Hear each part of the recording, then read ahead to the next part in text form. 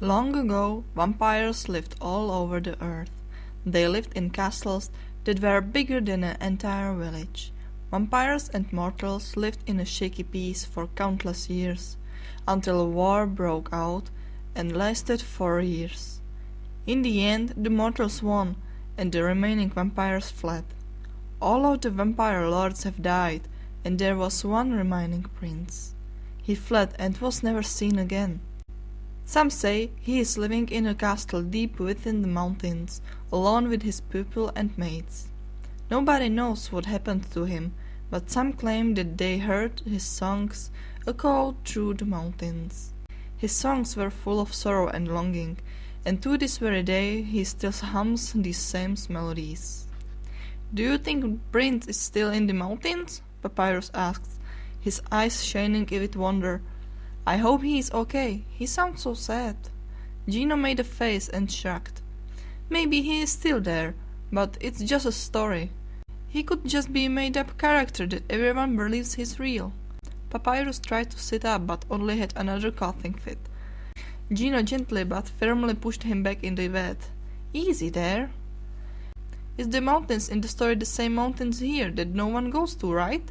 Papyrus asked as Geno put the book away. Geno nodded. "But those mountains are filled with wolves and bears. Besides, why would you go there anyways?" Papyrus was silent for a few moments. "If he was real, would you help him?" Geno frowned. "Dunno, Pap. It sounds like he doesn't like mortals, and frankly, I don't like vampires either. Now, go to sleep and get some rest." Papyrus nodded, and after a violent cough, he fell asleep. Geno turned off the lights and quietly exited the room. Geno sighed. If only they could find him a cure and fix this horrible sickness for good. But everyone says you'll have to go to the vampire's castle for it. Geno had never seen a vampire. Since nobody has ever survived a vampire attack, nobody really knows what they look like. Most people assume they are extremely play with sharp fangs and long capes. Geno honestly had no idea and didn't care. Geno hated vampires and everything about them. They were just blood-sucking parasites that shouldn't exist. It's no wonder there weren't many of them. Papyrus, however, found vampires interesting. He could rant about them for hours and never stop. Sometimes he would stay up late to do research, but there was barely any information about them. He would try to convince Geno that vampires isn't as bad as they sound, and they are just trying to survive. Geno could understand that they're just trying to survive, but he still hated the fact they drink blood. Sure, they can eat other foods, but even the smallest drip of blood drives them crazy. As the day passed, Papyrus grew sicker and the medicine doesn't work anymore. Papyrus's breathing was shallow, his face was burning from fever, and he was in bed constantly. He was so sick he couldn't talk correctly, and every night Geno got less and less sleep as he sat next to Papyrus's bed, refusing to leave his side. When doctors said there was nothing they could do, Geno lost all hope he had. He was sitting by Papyrus's bed again, and his thoughts began to wander. People keep saying that there's a legendary kind of medicine that could cure any kind of sickness. The only problem is, it's in the vampire territory. I got nothing to lose, God thought. Papyrus would die either way, right? Are you sure about this? Toriel asked. You might not come back. I'm sure, Geno replied, and he knew that was a lie. He could be walking straight into danger, and there could be no cure. Geno wasn't sure if he believed there was a vampire or not, but he was still scared to death. I would rather die trying to save Papyrus instead of watching him suffer. Toriel nodded. I understand. I'm just worried. Geno forced a small smile. Don't worry about me. There's no vampire living in the mountains. If there was, it would explain those random deaths. Toriel pointed out. Just be careful, okay? Geno nodded. Can I see Papyrus before I go? Just in case I don't make it back. Toriel nodded and opened the door to Papyrus' room. When Geno saw Papyrus lying there helplessly, his soul broke. Sweat dripped off his skull, and his breathing was short and shallow. His eyes were closed, and his cheerful look he always wore was replaced by tiredness and dullness. Geno had to fight back the tears that threatened to spill. He knelt beside Papyrus's bed and placed a head on his burning hot forehead. "Hang in there, buddy," Geno whispered. "Don't give up on me yet, okay?" There was no response. With a sigh, Geno hopped onto her horse and set out. The night air was chilly, but it was almost bearable. So far he hadn't run into any trouble. His horse wasn't doing so good though, and they had to stop several times, but soon they made it into the mountains. Occasionally there would be wolves, but none had attacked yet. But it was only a matter of time until they were ambushed. The wolves attacked viciously. Most be hungry for horse meat or pile of bones. Geno's horse had a panic attack and reared back to stand on his hind legs. Geno wasn't expecting that, so he fell to the ground with a hard thud. Groaning in pain, he saw his horse jumping and kicking around, trying to scare off the wolves. It obviously didn't work, because the wolves attacked from all sides and would just avoid the attacks. Geno even saw the bear watching from afar, probably waiting for the wolves to kill them, then scare them off. Geno stood up wincing. His hand flew to the back of his head, and of course there was a small crack. He ran a finger over the crack, gritting his teeth. Right now isn't the time to worry over a small crack. Before Geno could do anything, everything suddenly stopped. The wolves stopped attacking, and their heads shot up. Even the horse stopped what he was doing. The bear afar lifted his head in the air. Confused, Geno lowered the hand. Soon a small hum filled the area. It was beautiful, but Geno had a sudden urge to run. The wolves seemed to have the same idea and fled back to the trees. The bear disappeared back into the trees. His horse whined, but Geno ignored it. The humming sounded so sad, as if the singer had broken past. Even though Geno's mind was screaming to run away and never come back, there was a small voice in his head that said, "Keep going." And Geno listened to the voice. He started to look for the source of the humming. His horse reluctantly followed. Geno's thoughts were only on the voice and nothing else. It was almost like a spell. It was so memorizing and smooth, gentle, yet there was so much emotion. His pace quickened when the humming grew louder. He didn't care who was singing. It felt like it was calling for him. Finally, a large castle came to view. There was a large stone bridge that was connected to the ground in the castle. The moon shined brightly in the night sky, casting its light in the dark. Even from far away, Geno could tell the castle was huge. Swallowing down the large lump in his throat, Geno made his way towards the large castle. As he grew closer, the colder the air got. Constantly he felt as if someone was watching him, but there was nobody around. His horse seemed to be having a panic attack. It jumped even at the slightest sounds or movements. Geno was so focused on the humming and the castle he didn't see the bat following them. Suddenly, Geno's horse gave a loud cry. Geno spun around and found his horse shaking its head and backing away. "Hey, buddy, what's going on?" Geno asked, trying to calm his horse down. He grabbed its reins and found a large bite mark at the side of its neck. Fear shot through Geno's body and clouded his mind. Where did it come from? The horse had no idea either. It must have thought it was Geno's doing because it started attacking Geno with his hooves. Geno yelped and leaped out of the way. "What the hell?" Geno yelled. "I didn't bite you!"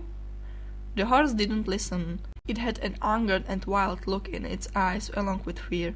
The crack in Geno's head didn't help. It stung badly, holding Geno's mind with pain. Cracks required to be patched up immediately, but Geno didn't break any bandages. There was only one thing Geno could do. He ran. But his now crazy horse ran after him. His head pounded and sweat dripped off his skull despite the cold air. Suddenly Geno tripped and fell on the ground. He stared at his horse, terrified, as it stared down at him, reared back on its hind legs, and Geno blacked out. Geno woke up in a dark room, and the first thing he noticed was the soft bed he was laying in. The second thing he noticed was the overwhelming pain he felt. He felt like he was trampled by a horse. Wait, that did happen. Geno managed to sit up. His body was wrapped in bandages. His usual clothing was changed into a simple nightgown. He blushed slightly at the thought of somebody changing his clothes, while he was asleep, but quickly shook it off. He had more important things to worry about. Suddenly the door cracked out. A young skeleton peeked through the door curiously. He had small but sharp fangs that gleamed in the dim light. "Goth, what are you doing?" a different voice asked. Goth jumped and looked away from the door. "I was checking on our guest," Goth announced a bit too loudly. "I feel bad about making his horse freak out. Was that supposed to happen?" Geno glared at the door. He instantly knew these were vampires, and they were responsible for biting his horse. How am I going to get back home? Geno thought.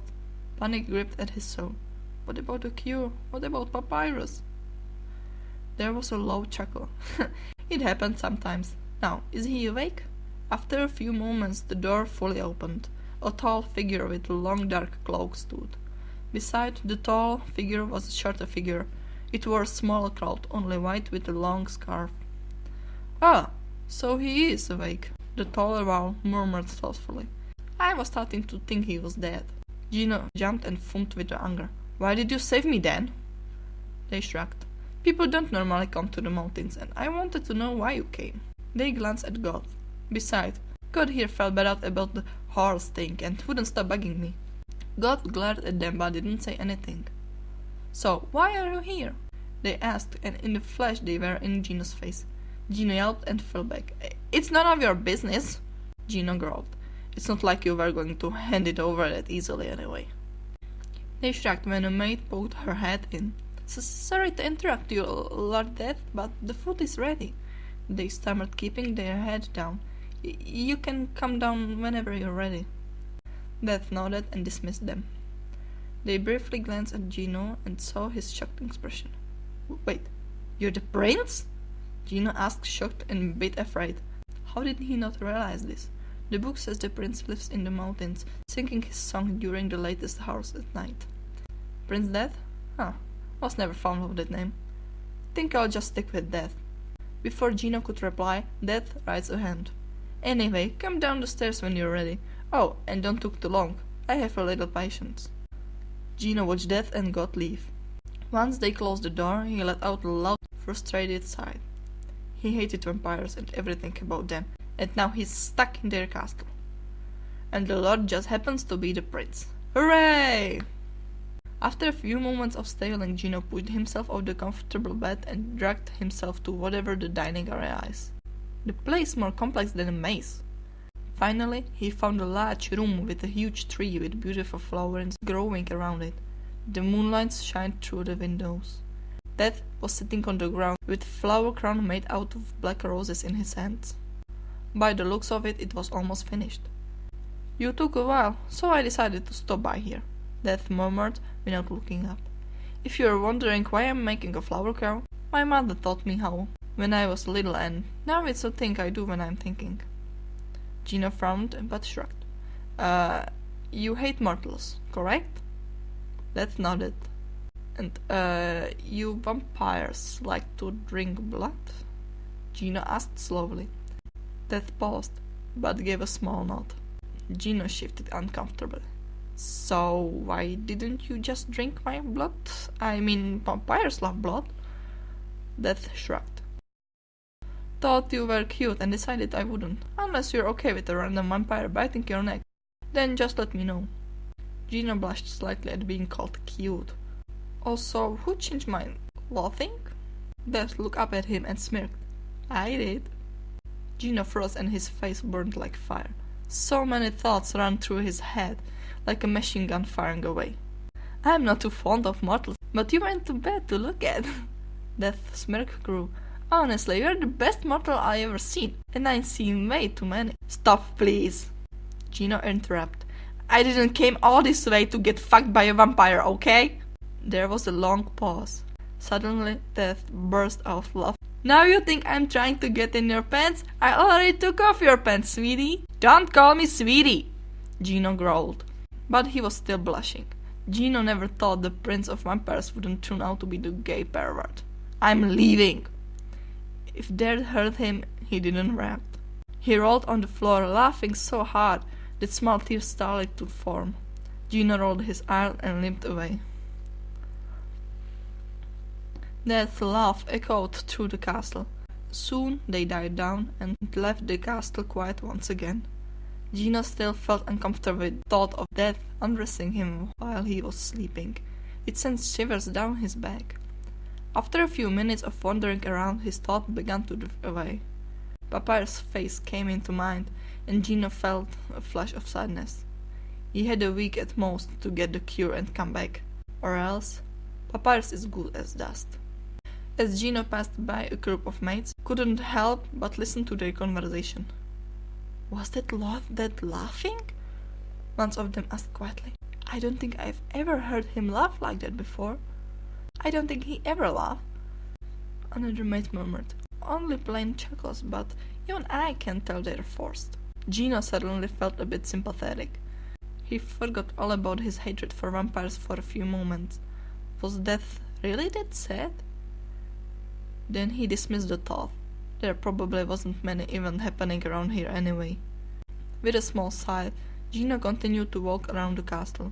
Maybe he could find a cure and find a way out. But at the same time he was in no condition to leave. Even if he did find a cure, he had to heal first or else he'll never make it. "Hey, you!" someone called. Geno recognized Goth's voice. "How did you do it?" Geno turned around with a frown and saw Goth tugging his sleeve. "How did I do what?" Goth rolled his eyes. "You know, make Lord Death laugh. I know him my entire life, and even I can't make him laugh like that." Geno frowned even more and then shrugged. He didn't really have an answer for that question. "Well, I never tried mortal blood," Goth said excitedly. "What do you think it will taste like?"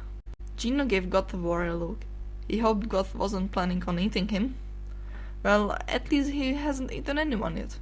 Awful. "I thought blood was good." A voice came from the shadows. Geno recognized Death's voice and he couldn't stop the blush from spreading.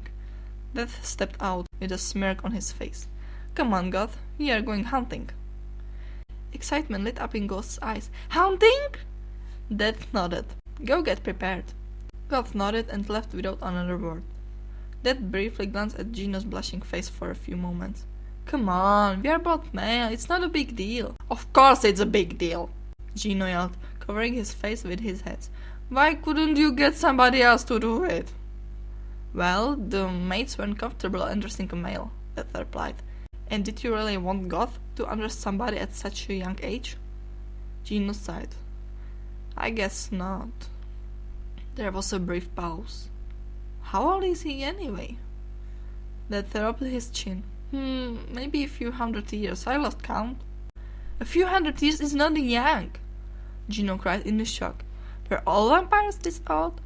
He knew they lived for a long time, but he didn't expect them to live this long. "I'm actually still pretty young for a lot," Death muttered. "Maybe 1,000 years? Now that I think about it, living 1,000 years in the dark sounds pretty bad."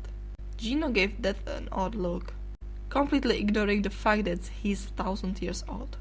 Living in the dark? What's that supposed to mean? He swore he saw Death flinch. "Anyway, I still don't know why you're here in the first place. Care to explain?" Geno sighed. "Fine. My brother Papyrus is sick, and there's nothing the doctors can do to help him. Everyone is telling me there's a cure in the vampire's territory, so I went go to look. Happy?" Thinking about his brother right now, he felt horrible. Geno fiercely wiped his tears away. He didn't need that knowing he was crying. Death's eyes darkened. "Well, they weren't wrong when they said we had a cure, but you won't like it." "What is it?" Geno asked, a bit scared of what's going to come, but he needed to know.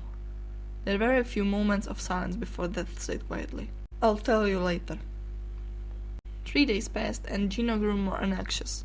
Being stuck in this castle was like being in a lockdown. He was healing and now he can move around easier, but he still didn't find the cure. Trying to find the cure was like trying to escape an endless maze. The castle was a maze itself. Geno wasn't sure why, but he started talking to Death like a normal person would. Maybe it was because he felt bad for Death, or maybe it was because he realized that not all vampires were bad. But Papyrus never left his mind. Every time Geno asked Death about the cure, he always found some excuse just to avoid answering the question. When he asked Goth, he said that he had no idea. The mates weren't too sure either, and this only made him frustrated. It was the 4th day and time was running out. He will get answers and find a cure. Let me guess. Death sighed. You want to know what the cure is? Geno nodded firmly. Death rubbed his forehead. Fine, but like I said, you're not going to like it. I don't care, Geno growled. Just tell me already. Papyrus only has a few days left. Death took a deep breath and whispered. In order to transfer the poison out of his body, I'm going to have to drink his blood. What? Geno said in disbelief. I'm not going to let you drink my brother's blood. And I was expecting that, Death sighed. Well, then there's nothing here for you. You might as well leave, and go home and be with your brother for his last moments. Geno blinked. For some reason he didn't want to leave, not yet. What will happen if I let you heal my brother? Death glanced at the ceiling. Well, I'm going to have to drink his blood from the neck. By drinking his blood, I'm taking out the poison. The less poison, the more chances he'll survive. After that, I'm going to transfer a small amount of my blood into him, so he isn't helpless. Death paused. Nothing will change if I give him my blood. Geno hesitated. This could be the only chance he had to save Papyrus. There's no medicine but the doctor that could cure the sickness. But Death could be lying. Besides, he was a vampire. There was no way Geno would let a vampire to even come close to his brother. Besides, what if Death couldn't control himself and ended up drinking Papyrus' blood until there wasn't a drop left? For some reason, Geno didn't want to believe Death was lying.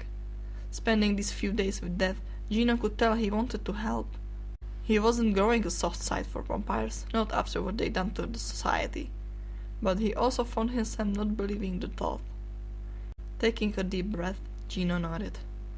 Okay, I'll let you do it. Death gave a small nod in reply. But can you answer this for me? Geno asked quietly. Why do you want to help so badly? The room grew silent, and a shadow covered Death's face. When he spoke, his voice was broken with grief. Because I know how it feels to lose a brother. Geno arrived back home shortly after the conversation, with Death slowly following him. The village was asleep, and completely unaware that one of their fellow villagers had brought home a vampire. Thanks to Death and his quick shortcuts, they were able to make it back without any trouble. He blended in well in the dark, so if anyone was them, he could always hide in the shadow. When they made it back to Geno's home, he felt relieved. Sure, it wasn't fancy and big as the castle, but it was still home. Slowly, he opened the door and slipped inside. He found Toriel sleeping soundly on the couch. There were bugs under her eyes, and her fur was dull. That glance at Toriel was an unbearable expression, and Geno urged him into Papyrus' room. Hopefully, this will be quick. When the lights flickered on, Geno's soul shattered. Papyrus looked even worse compared to the last time he'd seen him. Pap, Geno whispered. Tears started to form. What happened to you while I was gone? Death looked away, unable to watch Geno cry. It was like finding your favorite childhood's pet dead. Geno balled his fists. Do it. Death frowned. Are you sure? Yes, Geno cried, gritting his teeth. Papyrus is almost dead. Death sighed and bent beside Papyrus' bed. Geno watched carefully, trying to hold back from ripping Death away from his brother. He had to trust Death. Papyrus' life depended on him. Death slowly and gently moved Papyrus' head, so his neck was exposed. When he told Geno about the cure, he wasn't sure if he was going to do it or not, but seeing Geno like this, made up his mind. Taking a deep breath, Death leaned down and sunk his teeth into Papyrus' neck. Almost instantly, his instinct took over and started to drink his blood eagerly. Death learned to control himself, but sometimes he couldn't stop. Papyrus' blood was sweet, but at the same time bitter because of the poison. The flavor invited his mouth. He wasn't sure if he liked it or not. Dad hasn't used this cure in a long time. The last time he used it was to transfer his blood into Goth, but it was a long time ago. When he found Goth lying on the ground unmoving and almost completely drained, he had to do something. Suddenly, Dad snapped back into the reality and stopped drinking. Papyrus' face paled, but he was still alive. Gulping, Death started to transfer a small amount of his blood into Papyrus' bloodstream. Papyrus' face slightly colored again, and his breathing slowly turned to normal. Death, however, felt extremely sick. The poison was already affecting him. It won't kill him, but it could leave him like this for at least a few months. Forcing a smile, Death shakily rose and stepped away. Geno didn't even spare him a glance and rushed to the Papyrus' side. Death watched Geno for a few moments. Despite the state he was in, his soul felt light as a feather to see Geno happy. With a quiet sigh, Death slipped out of the house unnoticed. Geno couldn't remember the last time he felt this happy. Papyrus' breathing was normal and his expression softened. His forehead cooled down slightly. Suddenly, he felt light again, as if all of his worries about his brother was lifted away and replaced with the welcoming feeling of relief. Geno turned around to give Death a hug, but to his surprise, Death was nowhere in sight. Where did he go? His thoughts were cut short when the door cracked open and relieved Toriel. "Geno?" she whispered in belief. "You came back!" Before Geno could respond, Toriel wrapped her strong yet gentle arms around him, trapping Geno in her loving embrace. Geno gave a tired chuckle and hugged back.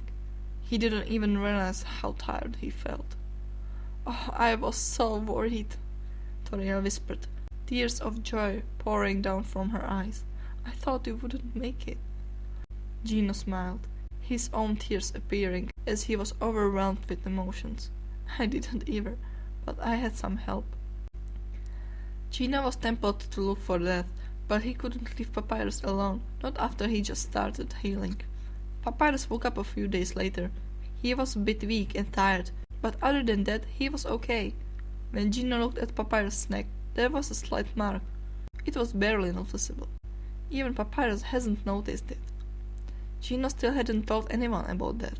When they asked what the cure was, he just said it was just medicine that could be used just once. And anyone who asked how he got it, Geno just replied that he found it. And Papyrus, as usual, was still trying to learn more about vampires. He's determined to show that vampires aren't bad. Geno only secretly smiled to himself. That was on top of Geno's mind constantly. He felt too urged to see him again. Death left without saying goodbye after all. Soon, it got to the point when Geno couldn't handle it. "Brother, where are you going?" Papyrus asked, watching Geno gather supplies for the long journey. Papyrus was getting better, so Geno wasn't too worried. Besides, Toriel and Undyne won't leave him alone. Geno flashed Papyrus a smile. "I'm going to visit an old friend." The closer he got to the Death's castle, the more excited Geno became. He had no idea why, but seeing the thought of seeing Death made his soul flutter. When he arrived, the moon was shining brightly in the night sky, just like the night when he first came. Even though it wasn't that long ago, it felt like a month. Geno hopped off his horse, and I had offered him a new one since he lost the other one. Good thing too, because Geno wasn't really excited about walking. When Geno reached the end of the stone bridge, the castle entrance loomed above. Taking a deep breath, he knocked on the door. After a few moments, a door slowly opened, and a maid poked her head outside. "Oh," she yelped in surprise. I didn't expect you to come back." Geno shrugged. "Can I see that?" The maid bit her lip. "He's still healing, but I think it's okay to see him." Geno frowned but didn't pry. What was that healing from? Did he get into the fight or somehow? Geno followed the maid through the halls, his footsteps echoing through the castle. Finally, the maid led him into a room. After dipping her head, she quickly left. Almost instantly, Geno recognized the large tree that grew from the center. He found Death sitting beside the tree, with his head covered with his hood and a finished flower crown. Death! Geno called. Death's head instantly shot up at the familiar voice. When Death looked at him, Geno stifled a gasp. Death's eyes were tired, and his breathing was funny. Sweat dripped off his skull. He almost looked like Papyrus when he was sick. Death, what happened to you? Geno cried in alarm, instantly at Death's side. He cupped Death's face in his hand, and sure enough, his face was overheated. Death blinked at Geno's sudden act of kindness, but didn't ask. Nothing happened. Geno shot him a glare. Don't fucking lie to me, you have the same sickness Papyrus had. Geno, you don't understand. Death said softly, slowly pulling away. When I drank his blood, I was also drinking the poison. Geno stared at Death in a shock. What? It was the only way to heal Papyrus, Death said, giving a weak chuckle, followed by a cough. Don't worry, it won't kill me, but I'll be like this for a while. Geno was speechless. He never thought that Death would get sick from saving Papyrus. What can I do to help? Death shook his head. There isn't much you can do. Judging by the tone of his voice, Geno knew he was lying. Then suddenly, something clicked in his mind. He didn't even hesitate to say these words. Bite me. Death jumped and looked at Geno as if he was crazy. No, I can't. Geno tightened his head. Why? Because it feels wrong. Death responded, wiping the sweat off his face. I can bite you. You can't make me. Maybe I can, Geno said, taking out the small knife. He didn't hesitate to slit his neck open, leaving a small scratch. Even though the scratch was small, Geno could feel the warm blood trickling down his neck. Just by looking at him, Geno could tell the scent of blood was driving Death crazy. Panic and alarm lit up in his eyes as he tries to scramble away. But Geno held on to him and brought his face close to his neck. It's okay. You won't hurt me. Geno whispered soothingly. What hurts me is seeing you like this. Death couldn't take it. He lunged onto Geno's neck and started to drink. The sudden movement surprised him. They both fell on the ground, with Death on the top of him. He felt a blush come across his face. Having Death so close to him made his soul go crazy. A soft groan escaped from his mouth, and this drove Death wild. Geno's blood was sweet, and it was nothing like Death has ever tasted before. It was almost like a drug. It made Death feel excited and gave him a high feeling, something he hadn't felt in a long time. Suddenly, Geno felt something wet and smooth lick the blood off his neck. It felt weird, but at the same time kinda nice. Even though he slowly felt his energy drain, a soft moan come out. Death froze and stopped drinking.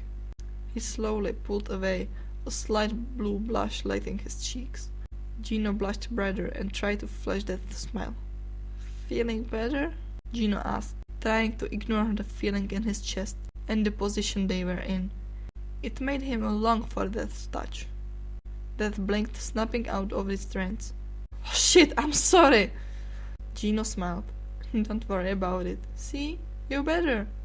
It was true. Death's forehead wasn't as warm, and his breathing was back to normal. He still looked tired, but at least the sickness won't affect him as much. How are you okay with this? Death snapped. The moment I saw you, I knew you hated vampires. Then you willingly let me drink your blood? Geno cupped Death's cheek. They both blushed bright blue. Because you saved my brother, so I had to at least help. Death blinked and glanced down at the skeleton beneath him in disbelief. With a deep breath, he got off of Geno and pulled him back to his feet.